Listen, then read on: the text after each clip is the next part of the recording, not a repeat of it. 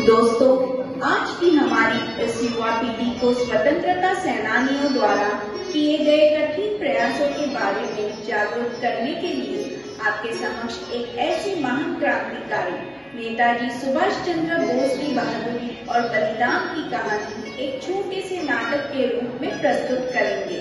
तो आइए देखते हैं काशी कथक केंद्र के छात्राओं द्वारा महान क्रांतिकारी भारत के वीर सुपूत नेताजी सुभाष चंद्र बोस के भारत की आजादी के लिए उनके योगदान की कहानी। नृत्य गुरु श्री रोहित शर्मा द्वारा निर्देशित नाटक जिसका नाम है नेताजी सुभाष चंद्र बोस की वीर गाथा।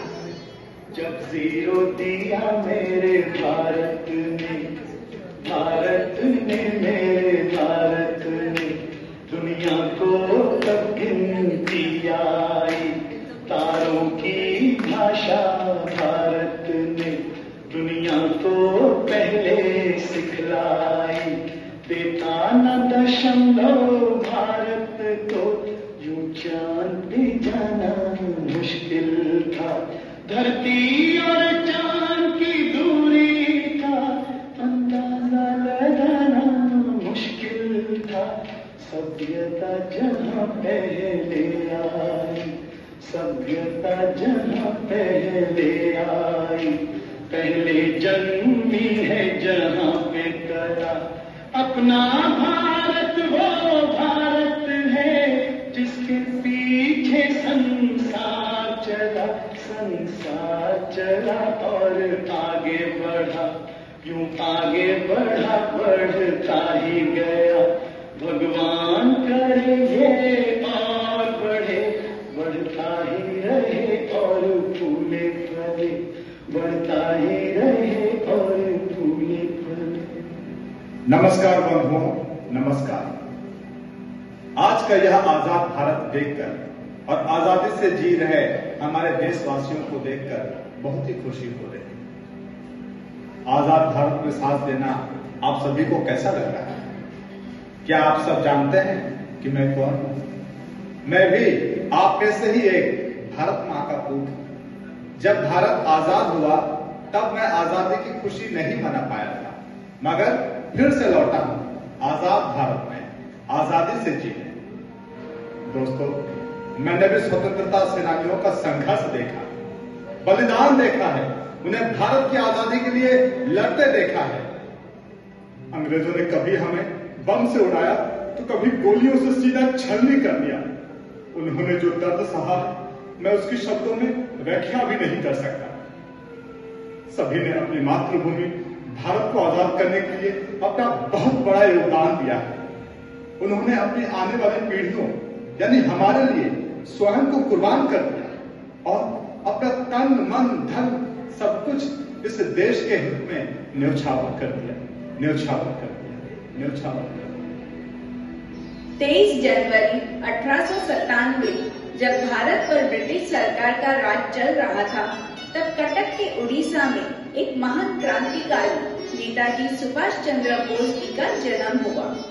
बहुत ही बुद्धिमान सुभाष चंद्र बोस जी ने 1920 में इंग्लैंड में ICS की परीक्षा में चौथे नंबर पर सफलता पाई थी। उनका जीवन तरक्की की राह पर था, पर खून में देशभक्ति की ज्वाला भी थी। 1921 में जब उन्होंने गांधी जी को भारत में सत्याग्रह और अहिंसा की लड़ाई लड़ते देखा, तो वह अपना सारा करियर छोड़कर भारत वापस आ गए और गांधी जी के साथ देश सेवा में जुड़ गए। और 1938 के चुनाव में वह भारतीय राष्ट्रीय कांग्रेस के अध्यक्ष चुने गए, जिसके बाद वह गांधी जी से मिलने गए। कांग्रेचुलेशन सुभाष। Thank you. प्रणाम बाबू। बधाई हो सुभाष। आप खुश तो है ना? रक्षा के क्षेत्र में सेना के संघर्ष से हिंसा करना कोई समाधान नहीं है सुभाष। बापू ने अहिंसा पर आगे बढ़ने का रास्ता दिखाया है, हमें उस पर ही चलना चाहिए। बापू, आज पूरा देश जंग के नगारे बजा रहा है। अहिंसा की बांसुरी कौन सुनेगा? अहिंसा के मार्ग पर चलकर हमें आजादी नहीं मिलेगी। हमें विश्व युद्ध का फायदा उठाकर अंग्रेजों को भारत से बाहर भगाना होगा। फर्स्ट वर्ल्ड वॉर में भी तो हमने साथ दिया था ना बापू, लेकिन हमें क्या मिला? टॉयलेट एक्ट, शादिया वाला बात। तुम शांत हो जाओ सुभाष।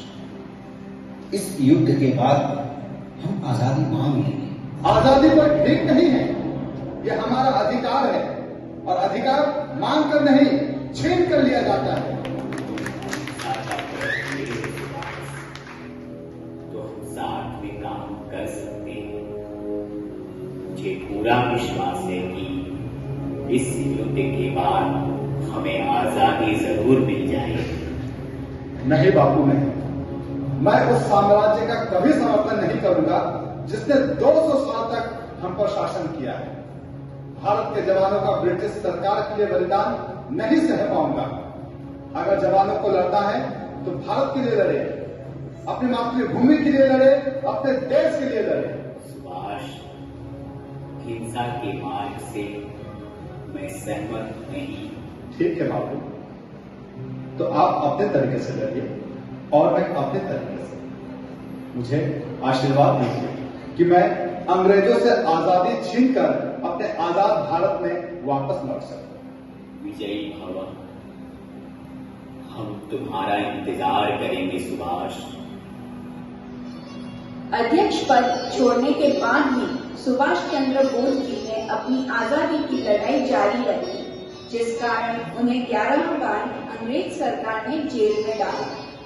वर्ल्ड वॉर 2 के दौरान सुभाष चंद्र बोस जी को लगा कि आजादी छीन कर लेने का यह आखिरी मौका है, इसलिए उन्होंने दुश्मनों का दुश्मन दोस्त का सिद्धांत अपनाया और अंग्रेजों की नजर से अपने आप को बचाते हुए वह हिटलर से मिलने जर्मनी पहुंच गए। वहां प्रिजनर्स ऑफ वॉर को तैयार किया, जिन्होंने सुभाष चंद्र बोस जी को नेताजी का शीर्षक दिया।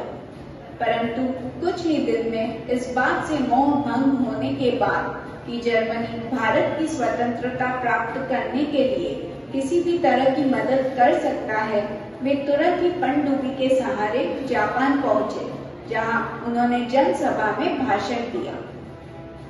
भारत माता की, भारत माता की, भारत माता की। आज मैं आप सबसे कुछ कहना चाहता हूं। तुम मुझे खून दो, मैं तुम्हें आजादी दूंगा।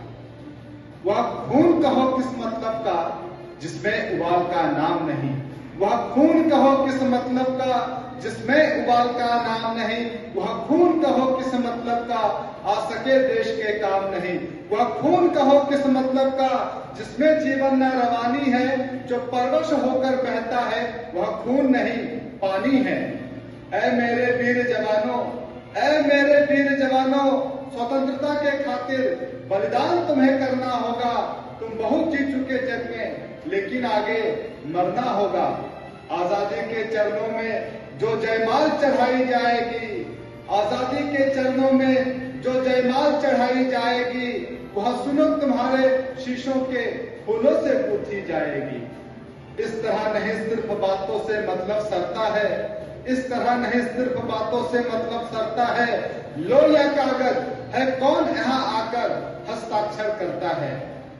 देखे कौन अपना तन मन धन जन जीवन माता को अर्पण करता है। देखे कौन अपना तन मन धन जन जीवन माता को अर्पण करता है। मैं कफन बढ़ाता हूँ आगे, मैं कफन बढ़ाता हूँ आगे। आए जो इसको हंस कर लेता है, आए जो इसको हंस कर लेता है, आए जो इसको हंस कर लेता है। साहस से बड़े युवक उस दिन, साहस से बड़े युवक उस दिन देखो बढ़ते ही जाते थे। चाकू छुरी कटारी से वे अपना रक्त गिराते थे। उस रक्त की शाही में वे अपनी कलम डुबाते थे। आजादी के परवाने पर हस्ताक्षर करते जाते थे, हस्ताक्षर करते जाते थे। बेटा सुभाष, यह मेरी जिंदगी की सारी कमाई है। इसे मेरे बेटे के हाथों से ले लो और उसे अपना आशीर्वाद भी दे दो। माँ, मैं इसे स्वीकार नहीं कर सकता। लेकिन क्यों बेटा सुभाष? क्योंकि यह बहुत कम है माँ। मेरे बड़े बेटे के गुजर जाने के बाद बस यही बचा है मेरे पास, और अगर यह भी कम है तो मैं अपना मकान बेचकर तुम्हें। नहीं नहीं माँ, अगर तुम कुछ देना ही चाहती हो तो अपना अनमोल खजाना दे दो। तुम्हारा यह बेटा मुझे दे। लक्ष्मण तो मेरा एक लौता सहारा है। अगर यह भी चला गया तो इस बुढ़िया को कौन संभालेगा? तो क्या मैं तुम्हारा बेटा नहीं हूं? अरे भगवान राम भी तो लक्ष्मण के बिना नहीं जा पाए थे, तो मैं कैसे लक्ष्मण के बिना आजादी हासिल करूंगा? मेरा लक्ष्मण तेरी छत्र छाया में हो, इससे बढ़कर एक माँ को और क्या चाहिए? जा लक्ष्मण जा, अपने बड़े भाई सुभाष का आशीर्वाद लेकर आजादी जीत कर आना। भारत माता की भारत माता की भारत माता की। कभी न हार मानने वाले नेताजी ने आखिरकार खुद की फौज तैयार कर ली और उसे हिंद फौज का नाम दिया, जिसमें 55,000 से भी ज्यादा वीरों ने देश के नाम कुर्बान होने की कसम खाई और साथ ही साथ रानी झांसी रेजिमेंट की भी घोषणा की, जिसमें 1000 से भी ज्यादा महिलाएं शामिल हुई थी। फिर एक जिद्दी लड़ाई में जापान को आत्मसमर्पण की घोषणा करनी पड़ी, जिसके बाद नेताजी ने साइगोन से टोक्यो की उड़ान भरी और उड़ान भरने के बाद फिर क्या हुआ, यह एक रहस्य ही रह गया। उस दिन तारों ने देखा था हिंदुस्तानी विश्व नया। उस दिन तारों ने देखा था हिंदुस्तानी विश्व नया, जब लिखा महावीरों ने खून से अपना इतिहास नया। बांधे जाते इंसान कभी तूफान न बांधे जाते हैं, काया जरूर बांधी जाती, बांधे न इरादे जाते हैं। वह दृढ़ प्रतिज्ञा सेनानी था, वह दृढ़ प्रतिज्ञा सेनानी था, जो मौका पाकर निकल गया वह पारा था, वह पारा था अंग्रेजों की मुट्ठी में आकर फिसल गया। वे कहाँ गए, वे कहाँ रहे, ये धूमिल अभी कहानी है। वे कहाँ गए, वे कहाँ रहे, ये धूमिल अभी कहानी है।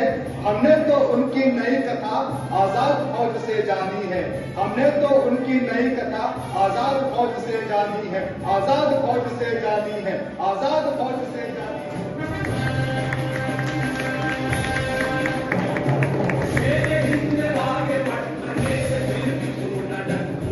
दुश्मनों का सब